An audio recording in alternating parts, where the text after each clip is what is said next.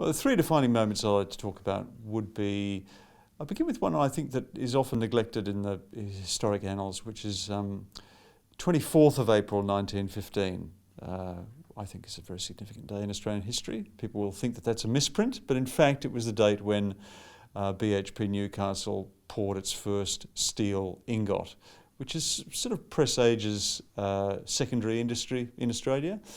It's a moment where we step from being simply hewers of wood and drawers of waters, that we begin to exploit our own natural resources to add value to them, and we create raw materials that enable us to build Australia through the interwar years and establish a degree of economic independence from the rest of the world.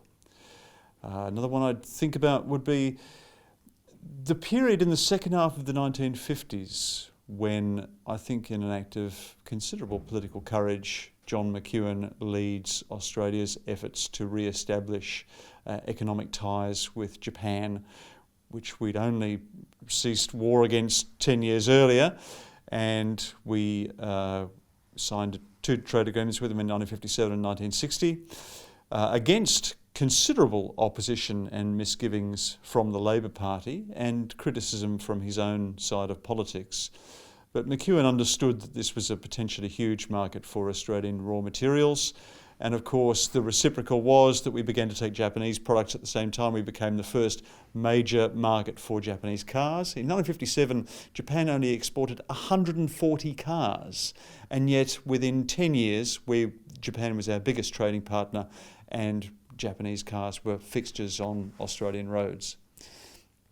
A third defining moment, which I think is really interesting partly because it was not even reported at the time, was the 1969 Menhennet ruling in the Supreme Court of Victoria, where a judge, Clifford Menhennet of the Supreme Court, decided that he would clarify the circumstances under which abortion could be lawful, explicitly in the case of where the prolongation of a pregnancy would endanger a woman's physical or mental well-being.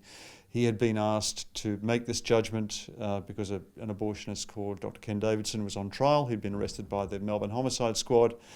And it was such a low-key event that it wasn't even featured in the following day's papers. And yet, that common law ruling in the Supreme Court became the basis under which abortion became accessible in Victoria until the law was changed formally in 2008. And it's still common law rulings in Queensland that protect a woman's entitlement to abortion.